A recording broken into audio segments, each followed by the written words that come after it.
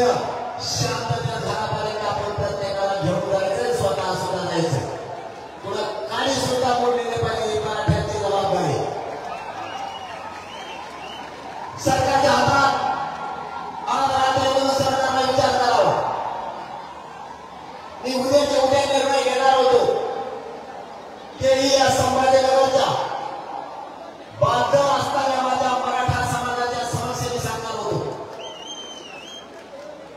उद्याच्या उद्या निर्णय होणार होता, परंतु उद्या दुपारून मला माऊलीच्या दर्शनाला जायचं.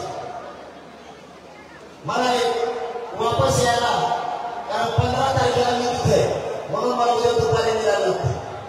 16ला मी वापस येणार. 17 तारखेला महाराष्ट्रातील भक्ती मंडळी श्री क्षेत्र नारायण गडावरती माझ्या हस्ते पूजा ठेवली विठुरायाची.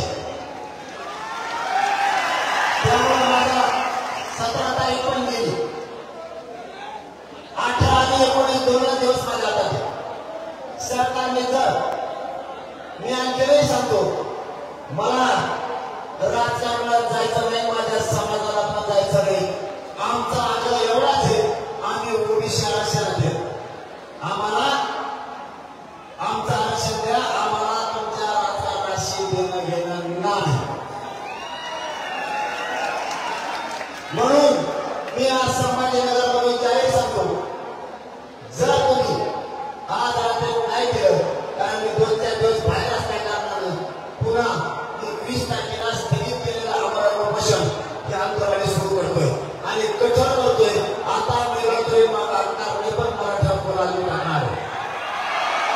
दुसरं सांगतो, येणार तुम्ही माझ्या पुढे दुसरा पर्याय नाही.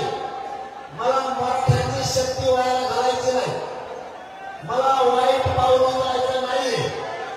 तुम्हाला याला जोडून सांगतो, 20 तारखेला मला जोडून सांगतो ना, तुमचं ते ऐका, मग तो माझ्या लक्षात येईल. तुमच्या लक्षात येईल मी काय सांगतो. ऐका, अगोदर ऐका, नंतर नाही म्हणा. अगोदर तुम्ही ऐका आणि नंतर नाही म्हणा. उपोषण करू नका तुम्ही म्हणा, पण प्रोत्साहन. 20 तारखेला स्थगित केलेला आम्हाला उपोषण सुरू होणार, पण पुढं काय सत्य ते आहे. 20 तारखेला मराठ्याने 288 उमेदवार उभा करायचे का पाळायचे, हे 20 तारखेला काय सांगतोय ते आधी सविस्तर ऐका. नंतर तुमचा कोणी नाही मिळाले मी तुमच्या शब्दाने पुढे जात नाही, पण आधी विरोध ऐका. 20 तारखेला मी आमरण उपोषण यासाठी सुरू करतो की सरकारला मला पुन्हा एक संधी द्यायची की मला आणि माझ्या मराठ्याला मुंबईला पण यायचं नाही आणि तुमचे उमेदवार पण पाळायचे नाही. ऐका मी काय सांगतोय. सुधारले तर सुधारले, नाही सुधारले तर 288 पाळणार बे 288 आणि मुंबईला जाणार मला. शेवटचा चान्स तुम्ही नीट ऐकून घ्या. तुमच्या घाई गडबडीमुळे माझा मराठ्याच्या हातात मला पावर ठेवायची उभं पाहिजे. राज्याचे पावर मला माझ्या मराठ्याच्या हातात ठेवायची, ती दुसऱ्याकडे मला जाऊ द्यायची नाही. म्हणून माझं मत पूर्ण समजून घ्यायचं. मला पुन्हा एक संधी द्यायची, कारण मी उद्याची उद्या सुरू करणार होतो. मी तुम्हाला मायबाप मानले, त्याच्यामुळे तुम्हाला कधीच मी खोटं बोलत नाही आणि तुम्हाला खोटं बोलून मी पाऊल उचलत नाही. मला उद्या सुरू करायचं होतं, पण मी 15 दिवसापूर्वी त्यांना वेळ दिल्यामुळं मी समाजाच्या आणि वारकरी समाजाच्या नजरेतून पडल, म्हणून मला तिथं जाणे झालं. म्हणून 20 तारखेला आपण तारीख डिक्लेअर करू. 20 तारखेला उपोषण सुरू करू आणि त्या दिवशी तारीख डिक्लेअर करू. महाराष्ट्रातल्या मराठ्यांची कोणत्या मैदानावर बैठक घ्यायची, ही बैठक याच्यासाठी मुंबईला कधी जायचं आणि 288 पाण्याची का उभे करायचे. कारण 20 तारखेला पुन्हा सांगतोय, 20 तारखेला तारीख डिक्लेअर करू आपण. महाराष्ट्रातल्या मराठ्यांना विश्वासात घेऊ. 288 उमेदवार उभे करायचे का पाळायचे, एक. आणि दुसरं, मुंबईला किती तारखे जायचे या दोन्ही तारखे आपण 20 तारखेला तारखे ठरवू. पण 20ला आम्हाला उपोषण केल्यामुळं मधल्या काळात आले ठेकायला तर चांगलं त्यांनी जर जर इथं सकाळी 11 वाजता सुरू झाली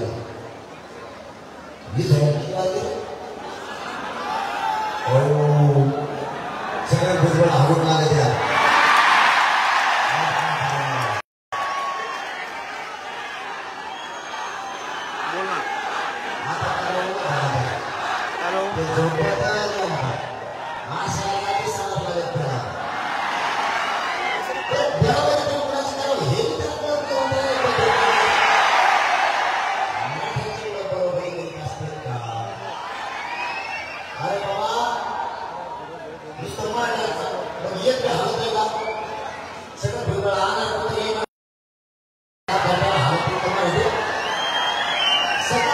शेतकरी आला आणि मग आपण काही एक दिसते होता तुम्हाला पण मला द्यायची कारण तुम्हीच माझे मायबाप येतात तुम्हीच आशीर्वाद द्या तुम्हाला हातीचं काय 10-20 वर्ष हातीचं पंचट आहे मोजतच नाही तुमच्याकडे माझा पण फक्त समजून घ्यायचा मी जे पाऊल उचलतो ते तुमच्या हिताचं मी नाही माझ्या जागेवर दुसऱ्या जातीचा नेता असताना एवढी पब्लिक म्हणलं एका दिवसात येणार समजून घ्या मी काय सांगतो आधी नुसतं बोलत राहू नका मला तुम्हाला डायलॉग द्यायचा आणि पावर हे तुमच्या हातात मला सगळं विचारपूर्वक वागायला लागतं इतकी पब्लिक मराठवाड्यात जेवली नुसता मराठवाडा जरी बाहेर गेला ना मुंबईतल्या अख्ख्या लोकांना मुंबई सोडायला सांगतो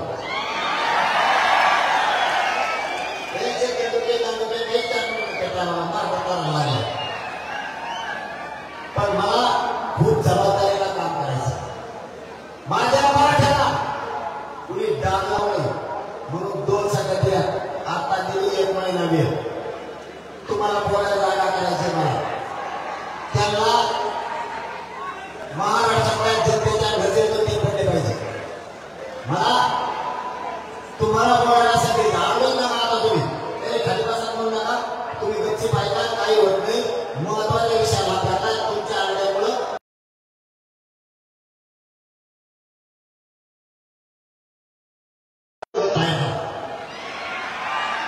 ऐकून घे उभारणी काय फरक पडत ऐकून घे विषय महत्वाचा चालला आणि आरडाच करू नका तुम्ही तुम्हाला सांगतो मला मुलगा म्हणून माझ्या खांद्यावरती समाजाला जबाबदारी होती तुम्ही जसे मराठा सेवक होता तसा मी सुद्धा मराठा सेवक लावायला काय केलं मला काही सांगितलं आता बंद करा ते जावं राहिले मला समजून घ्यायचा आदेश माझ्या जागेवर दुसरा कोणी असता मला डागण्या लावायचा कोणाला आतापर्यंत काही लोक असतात मी इतकं फुकून बोल टाकतोय इतकं फुकून बोल टाकतोय मराठ्याला डाग लागून द्यायला मराठ्याला एवढंही खर्च करून द्यायला आरक्षण मात्र आला आतापर्यंत 57 लाख म्हणजे 3 जरी धरले तरी 3 कोटीला आरक्षण मिळालं कोणाला खर्चला का मुंबईला गेले सुकुट मागे गेले सगळे म्हणजे घराला असता आंदोलन कसलं की आणि ते पळून गेलं स्वतः आजाद बसू म्हणून जरा त्या अवघातीचा नाही तुमचं रक्त पिऊन माझा संसार काय मोठा करणारी फायदा साध्य नाही मला म्हणून मी म्हणत असतो मला डावं टाकून देत जा सरकारने 1 महिन्याच्या वेळ मागितला दिला तेच बसले मला आणखी डाव टाकला म्हणजे गिरीश महाजनला बेल्ट बांधायची वेळ मला डाव टाकू द्या कारण ते आपला डाव टाकायला लागले तुम्हाला माहित नाही त्यांनी आज काय डाव टाकला 2 ते 3 डाव टाकले मी तुम्हाला 20 तारखेला सांगतो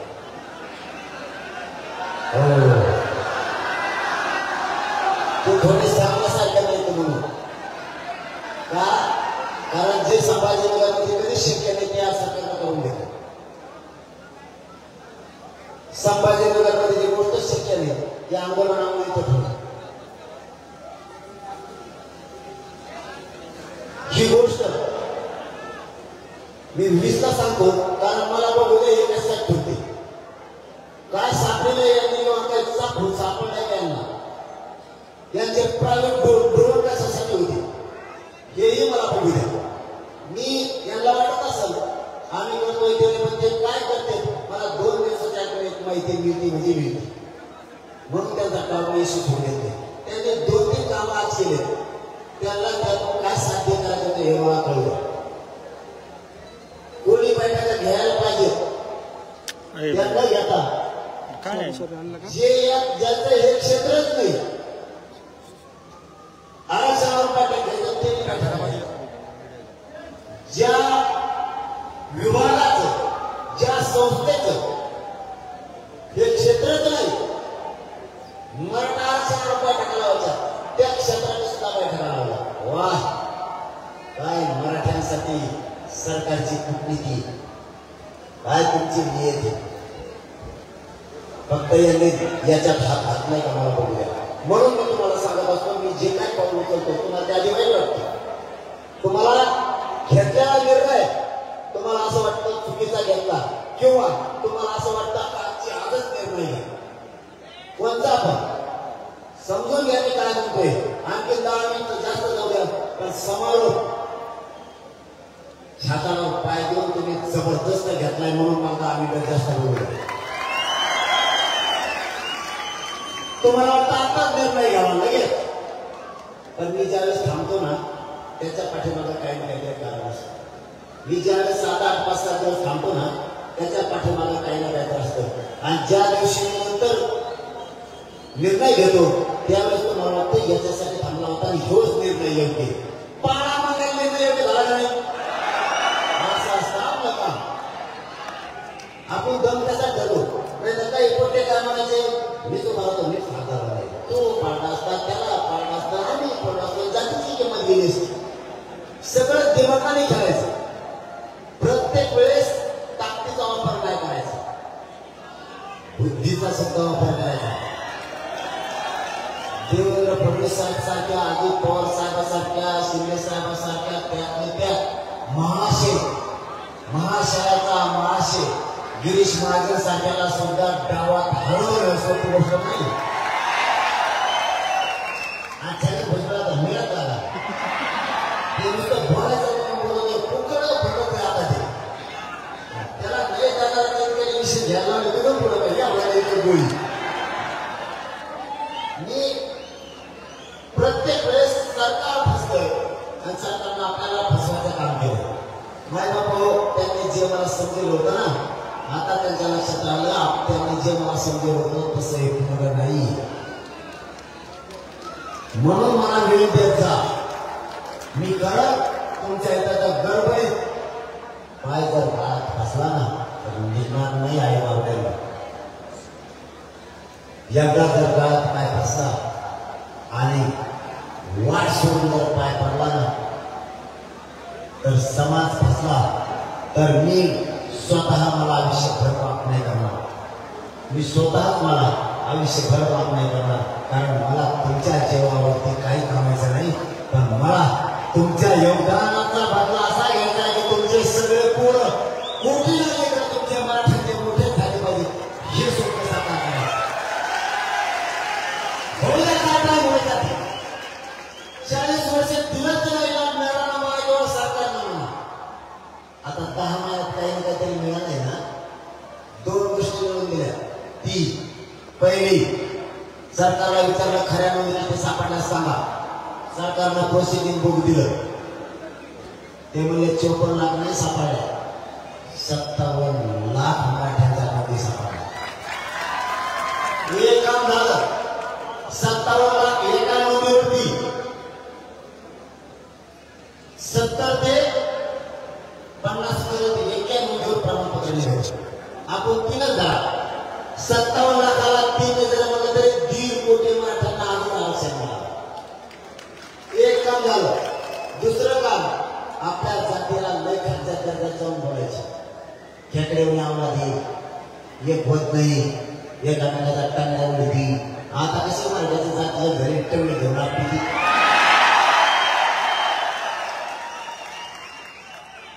टंगडी भरवून म्हणाले मराठ्यांचा अट्टाने धरून होती आता कसं त्यांनी धरून माहिती तर आपल्याला नाही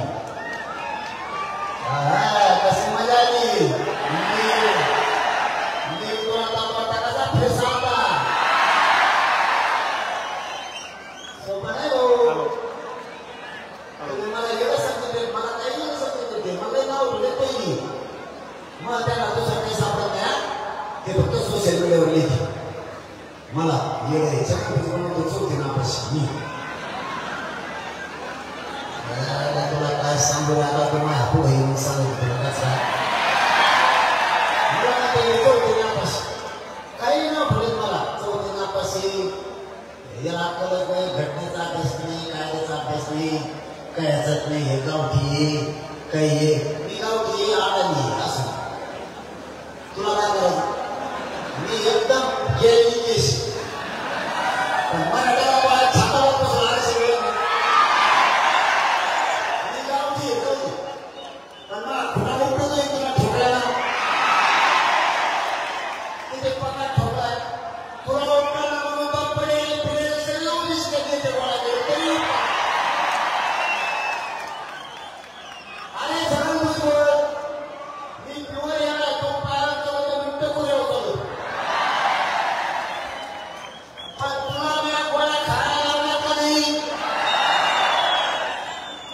मी 14 नापासून मी शादी केलं होतं 12 होतो पण तुला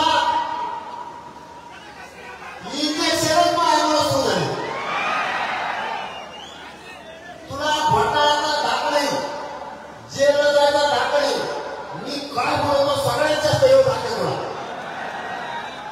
तू किती फजिती झाली म्हणून सांगतो तुम्हाला तुम्ही फक्त मी ज्यावेळेस निर्णय घेतो ना मला मुद्दाम या समारोप इतका ताकदवर झाला ना अख्खा महाराष्ट्राला झाला सकाळपासून तर बाप संभाजीरावला ध्यान करतो फडणवीस साहेब आणि शेखर साहेब मी जाहीरपणे सांगतो तुम्ही आरक्षण द्या 20 तारखेला आमरण उपोषणाला बसणार आहे तुम्ही नाही दिलं तर ह्या गर्दीवर एक लक्षात ठेवा ही फक्त संभाजीनगरची छत्रपती संभाजीनगरची मराठवाडा आणि महाराष्ट्रातले विदर्भातल्या कोणते मराठ्यांचे खानदेशातल्या कोणते मराठ्यांची ही जर लवकर ही लाल जर तिकडे निघाली ना 300 किलोमीटर जागा लागणार ह्या काय मला चालायला व्यवस्थित 300 किलोमीटर खरं सांगतोय चाष्टावर आता येऊ नका एक संधी आणखी सरकारला द्यायची मग नाही 20 तारखेला तारीख डिक्लेअर करायला मी तुम्हाला काय सांगायला मी 20 तारखेला सगळ्या महाराष्ट्रातल्या मराठा समाजाला बोलून घेऊ किंवा महाराष्ट्राची बैठक कधी लावायची ही तारीख आपण आपल्या होण्यात डिक्लेअर करू 20 तारखेला तारीख डिक्लेअर करायची 287 उभा करायची कोणत्या दिवशी पाडायची या तारखेला ठरवण्यात येईल त्या तारखेला महाराष्ट्रातल्या सगळ्या मराठा समाजानं अमुक अमुक मैदानावर यावं 20 तारखेला तारीख डिक्लेअर करू आपण 20 तारखेला बैठक नाही महाराष्ट्राची 20 तारखेला आमरण उपोषण सुरू करणार पण त्या दिवशी आपण पुढची तारीख ठरवणार या तारखेला महाराष्ट्रातल्या मराठ्यांनी यासाठी यायचं की 288 उभा करायचे का पाडायचे आणि दुसरं मुंबईला 5 तारखेला जायचं 2 तारखे 20 तारखेला आपण ठरवू त्या तारखेला महाराष्ट्रातल्या सगळ्या मराठ्यांनी यायचं यंदा जे ठरलेलं आहे त्याच्यात फिरून बदल नाही जसं मी पाडा मानाचा बदल केला नव्हता तसा बदल नाही बसणार टेकणार हॅलो हा काय म्हणले जगन भुजबळ आता कोपऱ्या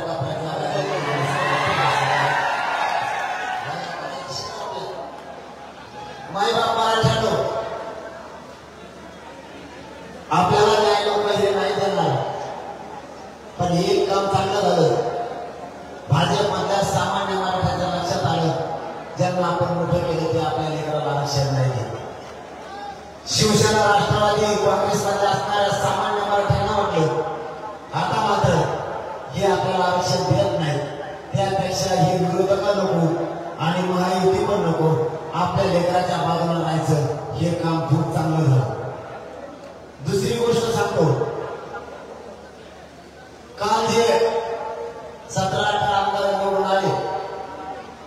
परिषदेला हे सगळेचे सगळे बावळे मराठ्यावर मतदान घेऊन निवडून आले बर का. जेवढे आमदार हे मतदान होता आमदाराच, पण ते निवडून गेलेला आमदार आमच्या मतदानावर गेलेला. ज्या मराठ्याच्या आमदारांनी विधान परिषदेच्या आमदाराला मतदान केलं असं आणि त्याच्या मतावर जो उमेदवार आमदार झाला असेल त्या विधान परिषदेच्या आमदाराला मराठ्याच्या मतदान केलेल्या आमदारांनी फोन करायचे आणि त्याला सांगायचं मतदान मी केलंय हो पण जातीवाद करतो. संभाजीनगरला ती बेकार रॅली निघाली होती. जातीवाद करणाऱ्याच्या मतदारसंघात जर ही रॅली गेली तर मी जबाबदार नाही असं त्याला सांग. तुमचा आनंद तुम्ही नक्की व्यक्त करावा. तुम्ही तुमची मिरवणूक अवश्य मारावी. मराठ्याच्या आमदाराचं मतदान घेऊ. मराठ्याच्या दारातून डीजे वाजवून जर शिव्या दिल्या तर मी तो त्रास सहन करणार नाही. त्यामुळे मराठ्याच्या मतदारांनी ज्यांनी आमदारांनी मतदान केलंय त्यांनी त्या ओबीसीच्या नेत्याला नीट सांगायचं मराठ्यांचा होणारा त्रास मी सहन नाही करू शकत. आणि मराठ्याचं मतदान घेऊन जे विधान परिषदेमध्ये आमदार झाले त्यांनी जर त्रास दिला तर ज्या मराठ्याच्या आमदारांना त्याला मतदान केलं होतं त्याला पहिला आम्ही पाडणार. आता ज्याने संभाजीनगरमध्ये सांगतो कारण कोणत्या विधान परिषदेच्या उमेदवाराला कोणत्या आमदारांनी मतदान केलंय ती मला आज 9 वाजता यादी येणार. आपला तर चर्चा असतो आपण विधान परिषदेच्या कोणत्या आमदाराला कोणत्या मराठ्याच्या आमदारांनी मतदान केलं. जर ओबीसीच्या मराठ्याच्या मतावर निवडून आला आमदाराच्या आणि मराठ्यांच्या गोरगरिबाला तो ओबीसीच्या नेता मराठ्याच्या आमदाराच्या मतावर निवडून येऊन त्रास देणार असला तर मतदान करणारा मराठ्याचा आमदारच पळून टाकायचा. तो मतदान केलं म्हणून ते आमच्या मागे महाराष्ट्रातला कोणता ओबीसीचा नेता आता विधान परिषद मराठ्याचा मतावर निवडून आला त्याला हा संदेश आणि तुमचा नाही धकट पिढीवर मराठ्याशिवाय कशाला विरोध करता. तुम्हाला मराठ्यात असं काय लागत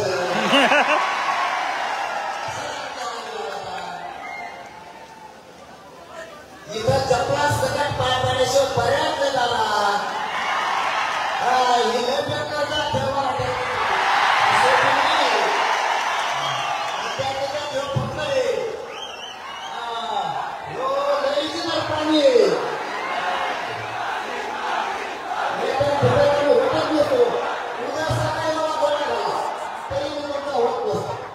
तुम्ही जर मला उद्या सकाळी 8 2 नोट आले तरी मी मला दही घेत होते.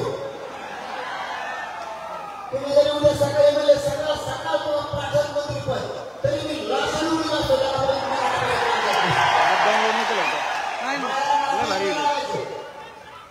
माझ्याकडे किती आमदारांनी मंत्री एवढे मला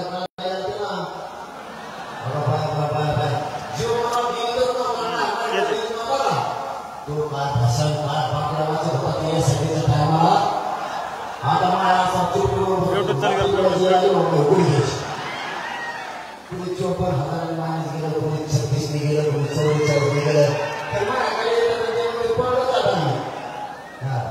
तो नारायण पासाला जमत खात नाही.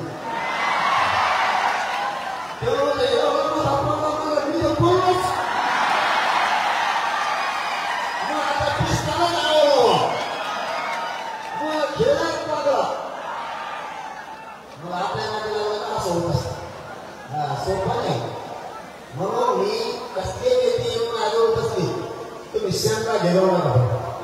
आता ते मुला कुठं त्याला एवढं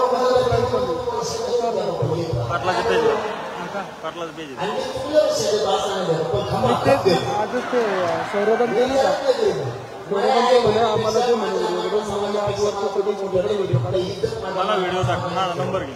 बाकीच्यांचे करतो पण माझ्या समाजातल्या डबल नाईन लोकांना टू राज्य डबल नाही. नाईन टू थ्री वन मी सगळ्या जाती धर्माची इज्जत ट्रिपल वन. करतो, पण माझ्या समाजात राज्याची इज्जत मी नाही करत. मला माझ्या समाजापेक्षा मोठं कोणीच नाही. आणि काय करायचं पण मला येणार नाही, फोन लागणार नाही, नंबर शो करून 50% विनोद मराठा पाटील, सगळ्यांनी विनोद पाटील पाठवून ऑफिस. जायला ते बोलायचं. फक्त यांनी जी वस्तू आम्हाला आता द्यायची ती घ्यायला हवी. विनोद पाटील. ठीक आहे मराठ्याने आता घेतले ना बाबा. तू बाजाराने भेट, बाजार भेटो. मग नाही उगाच दिली. त्याला काही सगळं नाही. आणि आमच्याकडे तर कशाची गरज नाही. हाती खाली आपल्या हातात येतो. त्याच्यामुळे मराठ्यांना आम्हाला त्या वळणावर जायचं नाही. तुम्ही आणू पण ना. तुम्हाला म्हणून सांगतो मी, तुम्हाला वेळ गरजेचा असतो. मी शेवटचा टोक काढत नाही. तुम्हाला माहिती आहे जातीवाद काय असतं. एका 5 मिनिटात तुम्हाला सांगतो. मराठ्याचे अधिकारी आहेत ना, त्यांना काय भाषा सुरू आहे ना, आता नाही 4-5 महिन्यापासून नाही. आधी काय भाषा होती. एखाद्या मराठ्याच्या अधिकाऱ्याकडे गेले हे दुसरे एकाच पाहिजे. तो मराठीचा म्हणून काम करेल नाही आमचं केव्हा दर्पण ते विचार घ्यायचं. मराठीची जात मागं नव्हती, मराठीची जाती नव्हती, ते घ्यायचं. त्याला करायचं झालं तरी काम करायला लागायचं. एवढी दहशत. मग कोणत्या क्षेत्रातला अधिकारी असतो काय मराठ्याचा 2-3 क्षेत्र आहेत त्याच्यात डॉक्टराकडे जाणार मराठा जाऊन बिल कमी करेल ना काय वावर येऊ ना ते भरणा बिल देत वर गेला तरी एखादी केस केली मराठा जाऊन यांची भीमा होत होता काय याचा मग दुसरीकडे मरणं ही आधी साडेसाठी मराठ्याला कुणी दिसतात मराठ्याच्या नेत्यामध्ये जाणं काम करणार त्यात मराठ्याचं काय संबंध आहे. तुमच्या मध्ये झाले आमदार झाले तो आपण झालं तू त्या जातीचा झालं 25-30 वर्ष माझ्या मायबाप पार्टीने सगळ्या जातीच्या लोकांना निवडून दिले. मराठा मला का तुम्ही त्या जातीचा म्हणून केलं का. आणखी मला नाही याला एक खोट लागली म्हणून तुम्हाला 2-3 कामं सांग. इथून पुढं मराठ्यांना गोरगरीबांना कोणी अडचण आम्हाला लागलं ना बघायची भूमिका घ्यायची. सगळ्यांनी त्याच्या मदतीला जायचं. आधी भात आणण्यास करायचं नाही. मी का तुम्हाला दांडे घेऊन त्याच्यावर जाणार मला भांडण नाही करा म्हणून.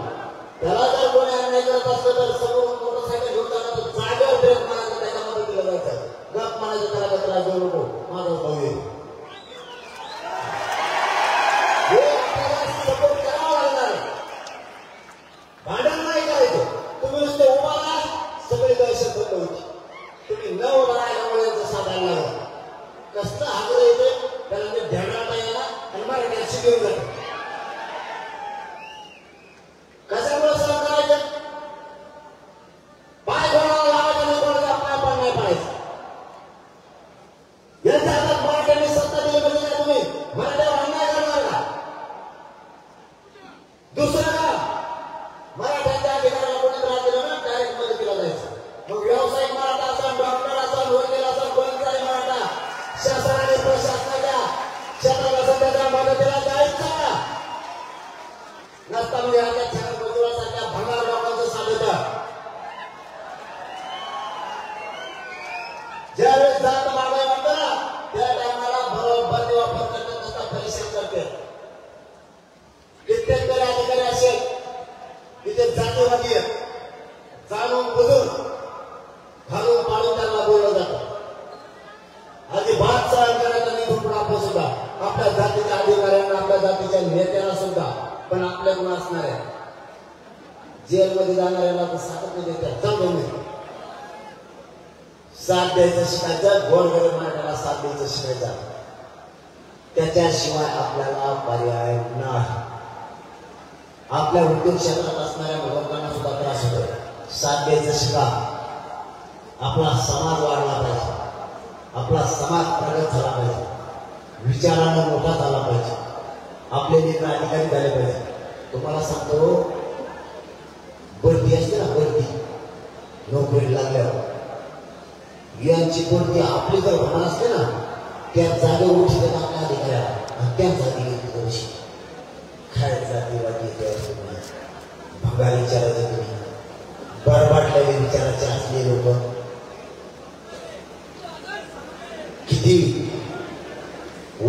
घटना ऐकताय तुम्ही, लक्षात येत आहे तुमच्या? आपल्या प्राध्या सुद्धा होत नाही, केंद्रीय कॉलेज सुद्धा आपल्या लेकराला मिळत नाही, उच्च शिक्षण या आरक्षणामुळे घेता येत नाही आणि आहेत त्या अधिकाऱ्याला त्रास दिला जातो. म्हणून आरक्षण गरजेचं. आरक्षण आपल्याला काही झालं ना पाहिजे भाऊ, मिळवायचं म्हणजे मिळवायचं. इथून पुढं पक्षाला नेत्याला बाप नाही म्हणायचं, आपल्या जातीलाच बाप म्हणायचं. त्यांचं जीवन मोठे होऊन गेले, आपल्या पोरं कधी मोठे होणार काहीच गरज नाही. गोरगरीब एकमेकांच्या मदतीला आले, काहीच गरज नाही कोणाची. तर मी कोणासाठी करतो सांगा? गोरगरिबांच्या लेकरा मोठे व्हायचं नाही तर मला काही दिला असतं घोडी येईल. तुम्हाला सांगतो, मी दुसऱ्या राज्यात जरी गेलो असतो तरी तुम्हाला सापडून असतो. हो ना, थोडं बोलतो का तुमच्या मला सापडून होतो. कपाळ घेऊन गेलो असतो तिकडे मोकळी बायको मी दोघंच राहिलो असतो, तुम्हाला सापडून नसतो. पण तुमच्या रक्त येऊन माझा संसार मोठा करणारी पैदास माझी आई, कारण मी क्षत्रिय मराठ्यांचा धर्म. मैदानात उतरायचं नाही, मी गद्दारी करायचं, मैदानात सोडून मागं नाही फिरायचं. क्षत्रिय धर्माचा, क्षत्रिय मराठ्यांचा धर्म. मैदानात उतरायचं नाही, उतरलं तर मागे सरकायचं. कोणाचे संगनमत करून तह करायचा नाही, कोणाचे संगनमत करून धगाफटका करायचा.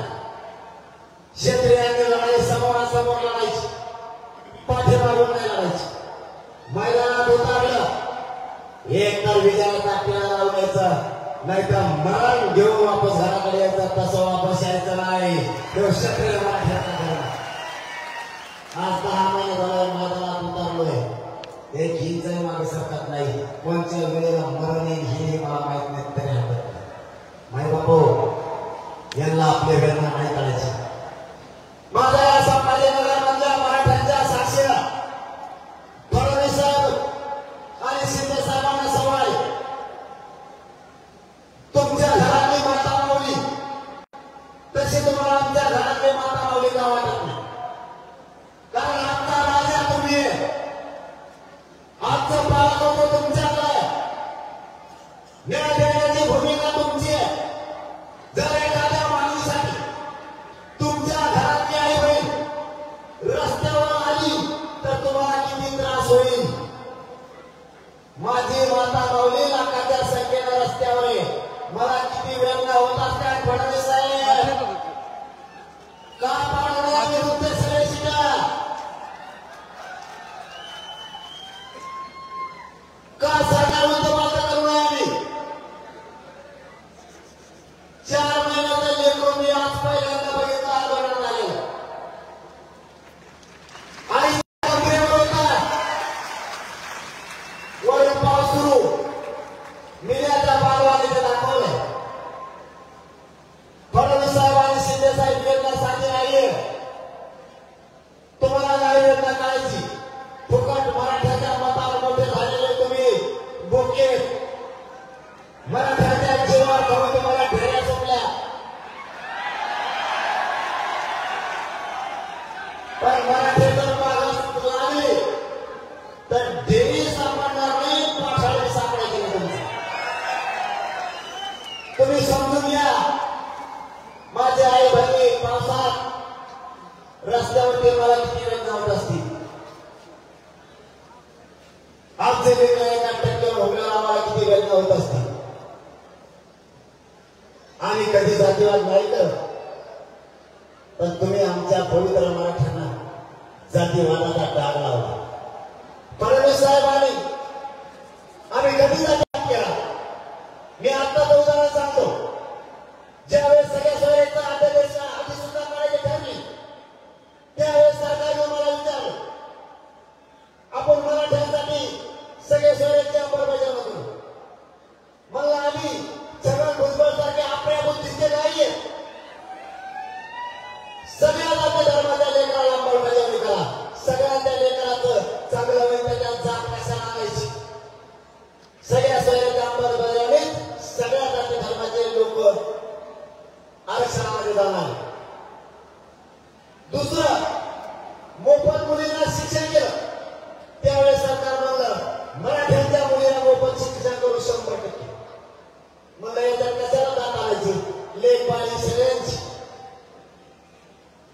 सगळ्या जाती धर्माच्या मुलीला मोफत शिक्षण करा. ही मराठ्यांची अवलाद आहे आणि मराठ्यांचे संस्कार आहे. नाही करत आम्ही जातीवाद. फक्त तुमचं दुःख एक आहे, तुमची जात एक आली त्यावेळेस जातीवाद नाही, आणि माझी जात एक आली की तुम्ही जातीवाद म्हणता. तुम्ही हजारो वेळेस पाडला त्यावेळेस तुम्हाला काय नाही वाटलं. यावेळेस मराठ्यांनी नाही पाळलं तरी माझ्या पवित्र मराठ्यांना तुम्ही टाक लावला का तुम्ही पाळलं म्हणून. मराठ्यांना त्रास देऊ नका. मी त्रास सहन नाही करू शकत. आमची खतखत आमच्या वेदना तुम्हाला नाही करायची. ज्यावेळेस आमचा मराठ्यांचा बाप ऊस तोडायला जातो ना, लेकर घरी ठेवतो सांभाळायला म्हातारे आई बाप आहे. पोरगा ऊस तोडायला गेलाय, पोरं शाळेत येत.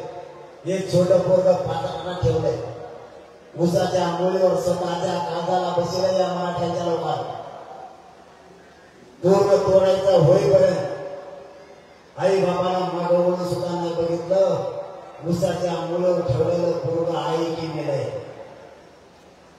हे साधी सोपी वेदना नाहीये, कारण ऊस यासाठी तोडायचा आहे. माझे लेकर शिकून मोठे झाले, ते जर अधिकारी झाले तर माझ्या वाट्याला कष्ट माझ्या लेकरांच्या वाट्याला यायचं आहे. सरकारला ही वेदना माझ्या मराठ्याची कधी करणार आहे? माझा हमाली करणारा मराठा त्यालाही वाटतंय माझा लेकर अधिकारी हो. एसटीवर ड्रायव्हर असणारा, टेम्पोवरती ट्रॅक्टरवरती ड्रायव्हर असणाऱ्या मराठ्यांनाही वाटतं माझा लेकर अधिकारी व्हावं. रिक्षा चालणाऱ्या मराठ्यांनाही वाटतं माझा लेकर अधिकारी व्हावं. म्हणून माय बापाव, शेतकरी मराठ्यांचाही म्हणणं आहे माझा लेकर अधिकारी व्हावं. परंतु यांनी सगळ्या जाती धर्माचे लोक एकत्र केले आणि आपल्या विरोधात रान ठेवले. मागणी काय? आपण जातीवादी नसून यांची मागणी काय? जातीवादी कोण याच्यावर शिकवतंय? छगन भुजबळनं महाराष्ट्रातल्या सगळ्या पक्षातले ओबीसीचे नेते एकत्र केले आणि या भारत देशात आतापर्यंत कोणाच्या सरकारी नोंदी सापडलेल्या नाहीत. भारत देशात सरकारी नोंदी ओबीसी आरक्षणातल्या फक्त मराठ्यांच्या सापडल्या, फक्त मराठ्यांच्या. त्या नोंदी रद्द करा म्हणतोय छगन भुजबळ आणि चारी बाजूनं मला घेरायचा आणि उघडं पाडायचा प्रयत्न केला. सरकारने सुद्धा मला उघडं पाडायचा प्रयत्न केलाय. कारण काय? हे पोरग इतके निष्ठावान आहे. हे पोरग आपल्याला मॅरेज होत नाही, फुटत नाही.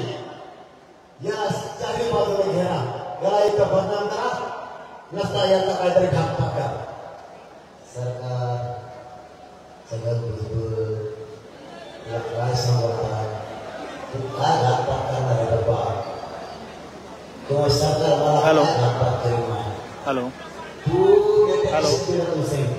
फक्त राज्य झोपले. हॅलो जो कोण मला मारणार याला त्याला मला फक्त जागा असेल फुके टाकून पाडे